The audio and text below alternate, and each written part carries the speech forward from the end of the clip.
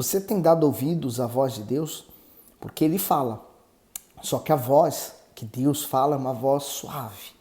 Se você não aquietar as outras demais vozes, a voz do problema, a voz da dúvida, a voz da incredulidade, as outras vozes, você não vai conseguir ouvir a voz de Deus. Hoje nós vamos ler Jeremias capítulo 16 e dar continuidade a essa meditação na Bíblia em ordem cronológica. Vamos pedir que Deus nos abençoe?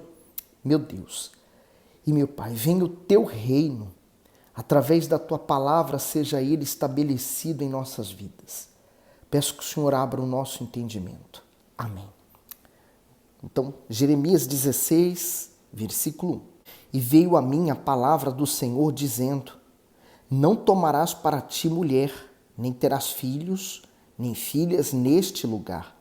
Porque assim diz o Senhor acerca dos filhos e das filhas que nascerem neste lugar, acerca de suas mães que os tiverem e de seus pais que os gerarem nesta terra. Morrerão de enfermidades dolorosas e não serão pranteados nem sepultados, servirão de esterco sobre a face da terra, e pela espada e pela fome serão consumidos, e os seus cadáveres servirão de mantimento para as aves do céu e para os animais da terra. Então Deus está advertindo o próprio profeta Jeremias a não se casar naquele momento e não ter filhos. Por quê? Seria não um peso, mas seria um problema, porque da forma como as coisas iriam acontecer dali para frente, a destruição de Jerusalém, a invasão da Babilônia. Então, imagine, uma mãe com uma criança de colo sofreria, o filho sofreria. Então, evitar o sofrimento. É como você hoje, por exemplo, nos dias que nós vivemos, você colocar uma criança no mundo. Qual o futuro espera para ela? Qual o futuro se espera para uma criança hoje que está crescendo e ouvindo o que nós ouvimos e nos chocamos com os ensinamentos que é dado, por exemplo, nas escolas, com a educação de hoje, com a cultura que nós temos visto hoje? Qual o futuro de uma criança hoje? Então, temos que pensar mesmo muito a sério, muito a fundo, o que nós queremos para o futuro das nossas crianças. Então, ele continua. No 5, porque assim diz o Senhor, não entreis na casa do luto, nem vás a lamentar, nem te compadeças deles, porque deste povo, diz o Senhor, retirei a paz, a benignidade e a misericórdia, e morrerão grandes e pequenos nesta terra, e não serão sepultados, e não os prantearão, nem se farão por eles incisões, nem por eles se raparão os cabelos, e não se partirá pão para consolá-los por causa de seus mortos, nem lhes darão a beber do copo de consolação pelo pai ou pela mãe de alguém. Então, quer dizer, não vai haver tempo. As pessoas vão morrer e você não vai poder sepultá-la, não vai haver condições de você lamentar pela morte daquele seu familiar, porque você vai estar fugindo também para não morrer. Então, é a dor, A dor de você estar tendo que fugir para salvar a sua própria vida, a dor de você ver os seus, a quem você tanto ama, ficando para trás. Então, essa dor, aquele que é salvo sente hoje, ao imaginar que Deus pode voltar a qualquer momento, e aqueles familiares que ainda não se converteram vão ficar para a grande tribulação. Então, é uma dor que nós carregamos. A dor que nós carregamos de saber que um familiar nosso pode morrer sem ter tido a salvação. E talvez conhecendo a porta dos céus, sabendo do que nós vivemos ou o que nós passamos para ele. Então, é uma dor que nós temos. No 7, e não se partirá pão para consolá-los por causa dos seus mortos, nem lhe darão a beber do copo da consolação pelo pai ou pela mãe de alguém.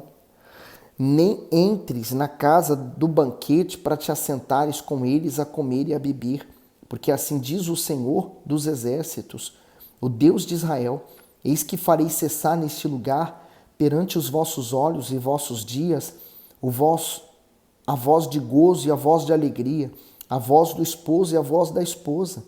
E será que, quando anunciares a este povo todas essas palavras, e eles te disserem: por que pronuncia o Senhor sobre nós todo este grande mal? E qual é a nossa iniquidade, qual é o nosso pecado que cometemos contra o Senhor nosso Deus? O comentário diz: o sacrifício de Jeremias. Os profetas já sabiam que servir ao Altíssimo exigiria contínua renúncia. Cada um teve que sacrificar suas vontades de alguma forma. No caso de Jeremias, Deus fez um pedido singular, que ele não se casasse e não tivesse filhos. Para um judeu, o casamento, ou seja, a constituição da família, é algo muito importante, mas com essa restrição, o Senhor poupava o profeta das aflições que se sucederiam, pois uma grande calamidade se aproximava. Assim, se ele fosse pai e marido, estaria sujeito a mais dores ainda. Além disso, a proclamação da mensagem de Deus era urgente e demandava 100% do seu tempo. Jeremias também não poderia prantear pelos mortos, nem participar de festas. A pessoa que deseja servir ao Senhor, Jesus, deve ter consciência de que ele usa somente aqueles que estão dispostos a se sacrificar em prol da sua causa. Mateus 8, 19 ao 22, e aproximando-se dele um escriba, disse-lhe: Mestre, onde quer que fores, eu te seguirei. E disse-lhe Jesus: As raposas têm covis e as aves do céu têm ninhos, mas o Filho do Homem não tem para onde reclinar a cabeça. E outro de seus discípulos lhe disse: Senhor, permite-me que primeiro vá sepultar o meu pai. Jesus, porém, disse-lhe: Segue-me e deixa os mortos sepultar os seus mortos. E para que fique bem claro, não é que Jesus não queria que ele fosse ao velório do pai ou da mãe, do familiar dele, para sepultá-lo, não. Era um ritual, como eu já expliquei em outros vídeos, diferente, né? Primeiro, a pessoa era embalsamada, passava-se o perfume naquela pessoa, enrolava-se ela no manto, né?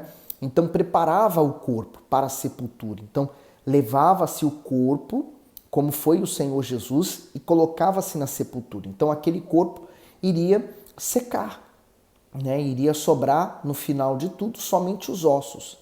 Então, no dia em que os ossos seriam tirados e colocados dentro de uma caixinha, né? A caixa da família, uma caixa pequena mesmo, então que cabe, né, todos os ossos. Então, nesse dia seria o dia da sepultura do pai, né? Por isso que ele pediu para que ele pudesse ir lá retirar os ossos do pai ou da mãe ou do familiar dele para sepultar. Então, nessa ocasião, o Senhor Jesus falou assim: deixa que os mortos façam isso. Quer dizer, não era algo muito importante, porque a dor do luto dele já havia passado há muito tempo. No 11, então lhes dirá: porquanto vossos pais me deixaram, diz o Senhor, e se foram após outros deuses, e os serviram, e se inclinaram diante deles, e a mim me deixaram, e a minha lei não aguardaram. E vós fizestes pior do que vossos pais, porque eis que cada um de vós anda segundo o propósito do seu mau coração, para não me dar ouvidos. O comentário diz: o mau coração. Os israelitas estavam obstinados em seu estilo de vida idólatra e rebelde. Com isso, ultrapassaram as iniquidades praticadas por seus pais. Embora ele soubesse de todo o sofrimento que seus antepassados colheram por se desviar do Senhor, foram capazes de cometer atos piores ainda. O que levou toda a nação ao erro foi se deixar conduzir pelas inclinações do coração. No entanto, o Altíssimo ensina que devemos nos deixar conduzir pela sua palavra. Quem anda guiado por sentimentos perde o discernimento espiritual e facilmente se torna cego e surdo na fé. Seguindo para o 13. Portanto, lançar-vos-ei fora desta terra, para uma terra que não conhecestes, nem vós, nem vossos pais, e ali servireis a deuses alheios, de dia e de noite, porque não usarei de misericórdia convosco. Portanto, eis que dias vêm, diz o Senhor, em que nunca mais se dirá: vive o Senhor, que fez subir os filhos de Israel da terra do Egito, mas vive o Senhor, que fez subir os filhos de Israel da terra do norte e de todas as terras para onde os tinha lançado, porque eu os farei voltar à sua terra, a qual dei a seus pais.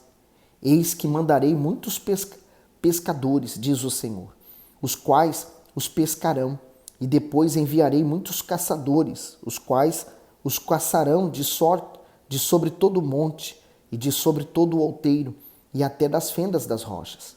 Porque os meus olhos estão sobre todos os seus caminhos, não se escondem da minha face, nem a sua maldade se encobre aos meus olhos. E primeiramente pagarei em dobro a sua maldade, o seu pecado, porque profanaram a minha terra com os cadáveres das suas coisas detestáveis e das suas abominações encheram a minha herança. Comentário: pagarei em dobro. Todo-Poderoso recompensa a fidelidade, porém retribui a infidelidade com o seu juízo. Ele está disposto a conceder bênçãos, mas também a cortar privilégios daqueles que escolhem desprezá-lo. Israel havia recebido não apenas a terra fértil e boa das mãos do próprio Deus, como também proteção contra os inimigos. Contudo, em vez de honrá-lo por tal benefício, a nação decidiu se encher de poste-ídolos, altares pagãos e outras abominações. O Senhor é justo e correto no seu modo de tratar cada um. Dessa justiça nenhuma pessoa escapa. Eu vejo aqui, até aqui, explicando muito bem, Deus tentando libertar aquele povo por meio da palavra. Era dura ouvir isso aqui, todas essas questões de como será a nação, o que vai acontecer, a desgraça que vai acontecer, é duro, mas era verdade, que poderia libertar as pessoas daquela opressão, daquela situação, se elas decidissem se libertar. Então, assim há muitas pessoas, elas querem se libertar, mas qual é o problema? O problema é que elas não querem ouvir a verdade. Tem pessoas que vêm à igreja, elas querem ouvir somente aqueles versículos que dizem a ela que ela vai vencer, que tudo vai dar certo. Mas o que liberta literalmente uma pessoa da vida de escravidão dela é a verdade. No 19, ó Senhor, fortaleza minha e força minha, e refúgio meu no dia da angústia. A ti virão os gentios desde os fins da terra e dirão: nossos pais herdaram só mentiras e vaidade, em que não havia proveito. Porventura fará um homem deuses para si, que contudo não são deuses? Portanto, eis que lhe farei conhecer desta vez, lhes farei conhecer a minha mão e o meu poder, e saberão que o meu nome é o Senhor. O que é mais fácil a pessoa se apegar? Ao visível ou invisível? O que é mais fácil a pessoa ter firmeza? Nela crer na palavra de Deus ou sentir que ela crê? O ser humano ele é muito do sentir, Ele usa os 5 sentidos. Então, ele quer sentir também. Ele quer sentir que a palavra de Deus vai se cumprir. Ele quer sentir que ele está livre. Ele quer sentir. E Deus não trabalha com sentimento porque ele nos engana. O coração ele é enganoso. Então, não temos como contar com ele. Temos que contar com a fé. E fé é diferente de sentir. Fé é uma certeza. Então, a pessoa que quer ver a vida dela sendo transformada, ela tem que crer. Jeremias 17. O pecado de Judá está escrito com um ponteiro de ferro com ponta de diamante, gravado na tábua do seu coração e nas pontas dos seus altares, como também seus filhos se lembrarão dos seus altares e dos seus bosques junto às árvores frondosas sobre os altos outeiros. Ó meu monte no campo, a tua riqueza e todos os teus tesouros darei por presa, como também os teus altos por causa do pecado em todos os seus termos. O comentário diz: gravado na tábua do seu coração. Deus faz o seu povo se lembrar de que ele via detalhadamente os rituais feitos aos deuses pagãos nos bosques, nas árvores e nos altos outeiros. O Senhor presenciava a devoção e fidelidade da nação de Israel aos ídolos que nada havia feito por ela. O apego à idolatria era tão grande que os filhos dos israelitas eram levados para as cerimônias imorais e eram até mesmo sacrificados aos ídolos Moleque e Baal. O pecado cega literalmente a pessoa, que não deixa ver as atitudes que ela está tomando errada em relação à sua vida. No 4, assim, por ti mesmo te privarás da tua herança que te dei, e far-te-ei servir aos inimigos na terra que não conheces, porque o fogo não se acendeste na minha ira, ardendo para sempre. Assim diz o Senhor: maldito o homem que confia no homem, e faz da carne o seu braço, e aparta o seu coração do Senhor. O comentário: maldito. Devido à ameaça da invasão estrangeira, tanto Israel quanto Judá buscaram fazer alianças políticas para se protegerem. Esse ato foi considerado pelo Todo-Poderoso como uma declaração de incredulidade extrema, pois ele mesmo havia se oferecido para defender o seu povo. Por isso, o Senhor foi enfático ao anunciar que todos aqueles que depositassem a sua fé em qualquer pessoa além dele estariam sujeitos à maldição. Isso inclui aqueles que se apoiam em sua própria justiça, em seus recursos, em sua inteligência e em seus talentos. É loucura tirar a confiança do eterno Deus para se apoiar em favores ou em promessas humanas. Ainda que as pessoas tenham boa intenção em nos ajudar, não devemos depender delas. Muitos já se decepcionaram grandemente porque depositaram toda a sua esperança em alguém. Por melhor que as pessoas sejam, temos que lembrar que elas falham. Nunca podemos esperar de alguém aquilo que só o Altíssimo tem para nos oferecer: segurança e vida plena. Eu entendo hoje também como aquela pessoa que ela tira a confiança dela em Deus e coloca no dinheiro, coloca na casa, coloca num carro, coloca num título, num diploma, nos seus conhecimentos, e ela não confia totalmente em Deus. Confiar em Deus é você falar: se essa palavra não se cumprir na minha vida, eu estou perdido. Então a pessoa ela vive com a fé. O justo que vive pela fé é isso. Ela vive com a fé dela na palavra. No 6, porque será como uma tamangueira no deserto e não verá quando vem o bem. Antes morará nos lugares secos do deserto, na terra salgada e inabitável. Comentário: a tamangueira no deserto significa que aquele que não confia no Senhor é totalmente infrutífero. Essa pessoa pode até possuir certa aparência, mas não passa de um arbusto solitário e inútil, pois não desfruta da água e do orvalho e dos cuidados do Eterno.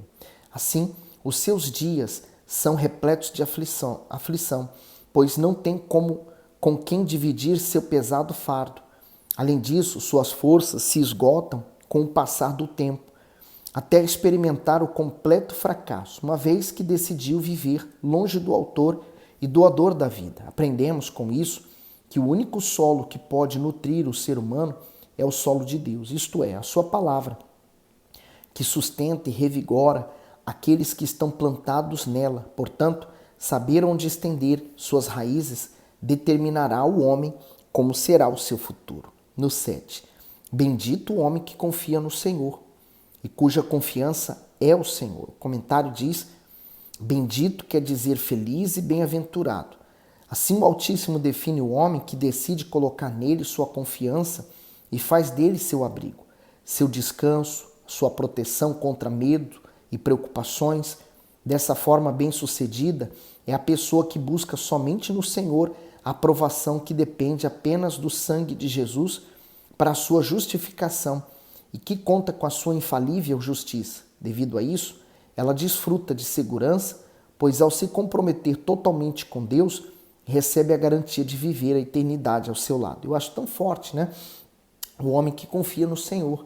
Quer dizer, ele é bendito, ele é feliz e a confiança deve ser o Senhor, né? Então, isso deve ser o nosso guia a partir de hoje. No 8, porque será como a árvore plantada junto às águas, que estende as suas raízes para o ribeiro e não receia quando vem o calor, mas a sua folha fica verde e no ano de sequidão não se preocupa nem deixa de dar fruto. Comentário: planta junto às águas. Como um sábio instrutor, muitas vezes o Senhor usa exemplos da natureza e da vida diária para tornar claro o seu ensino. Ele também usa contraste para ajudar o homem a fazer escolhas corretas. Alguns deles são bendito e maldito, luz e trevas, nome escrito no livro da vida e nome escrito no chão, temporal e eterno, e etc. Assim, enquanto o homem que apoia a sua esperança na força humana e comparado a um arbusto solitário prestes a morrer no deserto, aquele que tem a confiança no Altíssimo é como uma árvore cheia de vida, plantada junto às águas. É fácil, então, compreender que as plantas que se encontram próximas a fontes garantem não somente a própria sobrevivência, mas também bons frutos, folhas verdes e raízes fortes. De igual modo, é a pessoa que estabelece sua vida junto à fonte das águas, o Senhor Jesus. Ela pode passar pelos piores desafios e problemas, mas encontra forças para manter-se firme e vencer, forte, né? Então, aqui se completa e conseguimos compreender por que Jesus ele afirmou: sem mim nada podeis fazer. Então, quem está em Jesus hoje, né, mantém a sua vida fiel ao Senhor Jesus, ela é como essa raiz aqui. Venha o que vier, aconteça o que acontecer, ela está firme. No 9, enganoso é o coração, mais do que todas as coisas, e perverso quem o conhecerá. O comentário diz: enganoso é o coração. A causa da queda de Israel foi atribuída às maldades abrigadas no coração do povo. As pessoas se orgulhavam por terem sido escolhidas por Deus e por serem cheias de obras, contudo eram vazias da fé. A nação caminhou para o abismo de pecados e de destruição, cometendo o pior erro, o auto-engano. Os israelitas ouviram seu coração, que lhes convenceu de que seus desejos eram legítimos, de que seus sacrifícios eram aprovados, de que o templo os protegeria e de que Deus jamais destruiria Jerusalém. No entanto, não atentavam ao fato de que o coração está predisposto a ter orgulho, falsidade, corrupção, vaidade, avareza, entre outras más inclinações. Na realidade, ninguém verdadeiramente sabe o quanto o coração é perverso. Segui-lo é o mesmo que seguir as orientações de uma pessoa perversa, cujo nível de crueldade é completamente desconhecido. Então, nós temos que vigiar muito com o nosso próprio coração. Ele é mau, corrupto, e está dentro de nós. Então, é a natureza pecaminosa, né? Foi ela que Adão e Eva decidiram pecar contra Deus quando desobedeceram e trouxeram toda a maldição para a terra. A parte B diz: quem o conhecerá? Isso significa que se o homem não conhece nem mesmo o seu coração, como conhecerá o coração do seu próximo? Somente o Altíssimo pode responder essa indagação, pois ele esquadrinha e sonda o íntimo de cada pessoa. Aqueles que o buscam e desejam se moldar ao caráter divino recebem a revelação de sua vulnerabilidade, para que assim consigam se corrigir. 1 Coríntios 2,11, porque qual dos homens sabe as coisas do homem, senão o Espírito do homem, que nele está? Assim também ninguém sabe as coisas de Deus, senão o Espírito de Deus. Concluindo, seguir a voz do coração é uma receita infalível para destruir a própria vida. E por isso que a humanidade ela vem seguindo exatamente dessa forma, se autodestruindo, se autoflagelando. Então, vamos vencer o coração, vamos vencer os problemas. No 10, eu, o Senhor, esquadrinho o coração e provo as entranhas, e isso para dar a cada um segundo os seus caminhos e segundo o fruto de suas ações. O comentário: as entranhas representam o mais íntimo do afeto, do desejo, das fantasias e das projeções. Assim como a anatomia do corpo humano, as entranhas estão ocultas do seu possuidor, mas não de Deus. Os desejos do coração estão encobertos a todos, menos do Senhor, que tem os olhos como chamas de fogo. Apocalipse 1 e o versículo 14 diz isso. Isso mostra que o Todo-Poderoso conhece não apenas os sentimentos mais íntimos, nutridos pelas pessoas, como também suas intenções mais secretas. Ele tudo sabe e vê. Por isso põe à prova todos aqueles que desejam servi-lo. Estes, segundo as suas obras, são aprovados ou reprovados por ele. Seguindo para o 11. Como a perdiz que choca ovos, que não pôs, assim aquele que ajunta riquezas, mas não retamente. No meio de seus dias as deixará e no fim será um insensato. Então, o que ele quer dizer? Que nada, nós não temos nada. Né? Nós chegamos a esse mundo, já tudo existia. Todas as riquezas, toda a glória, todo o glamour, tudo já existia. E quando nós partirmos desse mundo, vai tudo ficar aqui. Então, eu posso falar assim, olha, essa terra aqui é minha, eu comprei ela. Pronto, eu vou morrer amanhã, se eu não tiver herdeiros, vai ficar para o Estado. Um exemplo, né? Então, quer dizer, eu posso ter brigado muito por uma coisa que nunca vai ser minha, jamais será minha. Então, esse mundo é temporal. Tudo neste mundo é temporal. 12. Um trono de glória posto bem alto desde o princípio é o lugar do nosso santuário. Ó Senhor, esperança de Israel, todos aqueles que te deixam serão envergonhados. Os que se apartam de mim serão escritos sobre a terra, porque abandonam o Senhor, a fonte das águas vivas. O comentário diz, escrito sobre a terra, abandonar a fé ou deixar de confiar inteiramente no Senhor assegura julgamento, dor e vergonha ao ser humano. Um dos privilégios da pessoa que é salva é ter o seu nome escrito no livro da vida, o livro dos salvos. Assim como uma pessoa precisa ser registrada para provar sua existência, um cidadão do reino dos céus precisa ter seu nome arrolado no livro dos salvos. Mas esse registro só permanece se for acompanhado de obediência e temor.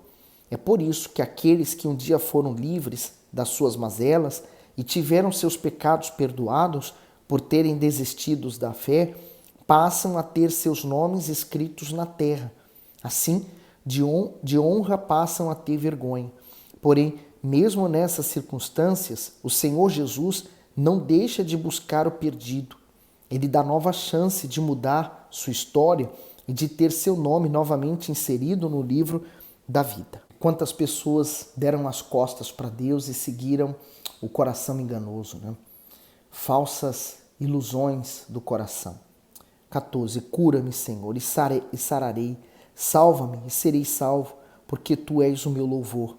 Eis que eles me dizem, onde está a palavra do Senhor? Vem agora. Porém, eu não me apressei em ser o pastor, seguindo-te, nem tampouco desejei o dia da aflição. Tu sabes, o que saiu dos meus lábios está diante da Tua face. Não me sejas por espanto, meu refúgio és Tu no dia do mal. Envergonhem-se os que me perseguem, não me envergonhe eu. Assombrem-se eles e não me assombre eu. Traze sobre eles o dia do mal e destrói-os com dobrada destruição.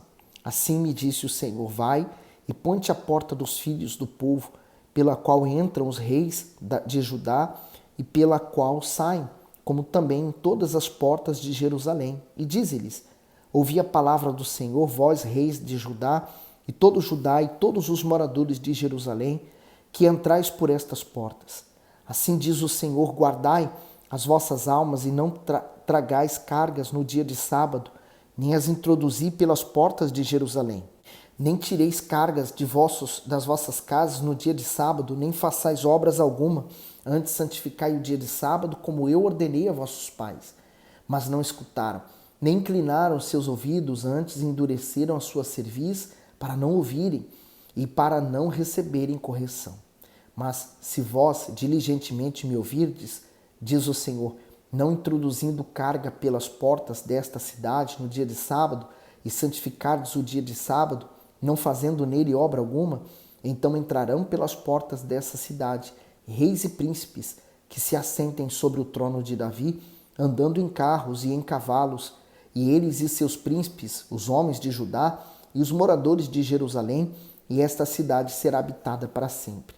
E virão das cidades de Judá e dos arredores de Jerusalém, e da terra de Benjamim, e das planícies e das montanhas e do sul, trazendo holocaustos e sacrifícios e ofertas de alimentos, e incenso, trazendo também sacrifício de louvores à casa do Senhor.